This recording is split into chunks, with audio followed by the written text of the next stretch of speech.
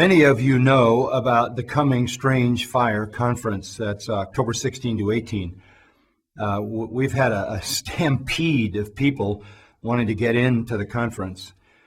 But in thinking about that conference, I have something that I want to convey, and it is this. The conference is going to address the aberrations, the heresies, the terrible kind of manipulation and deception that many in the charismatic movement have been able to pull off on unwitting people. It's tragic. But I want to say this. I know there are many people in the traditional Pentecostal movement who love Christ. There are many faithful pastors who are serving the Lord the best they know how, who love the church, who don't want any part of these aberrations that dominate charismatic television. And I have an encouraging word for you. We know you're out there, and we know you want to honor the Lord and you want to be faithful to His word. But here's what we would love to see from you. You need to begin to speak out against these people.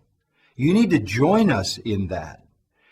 We want to call a great force from within the traditional Pentecostal movement, a force of people who see these same aberrations, who want to distance themselves from the fake healers and the prosperity preachers.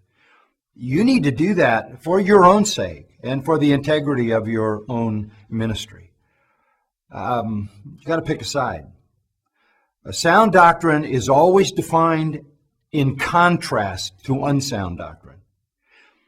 Convictions about what are true doctrines are always clarified in distinction from what are false doctrines. And faithful folks in charismatic or Pentecostal churches need to establish their convictions. You need to speak out so that we have a unified commitment to see this travesty exposed for what it is.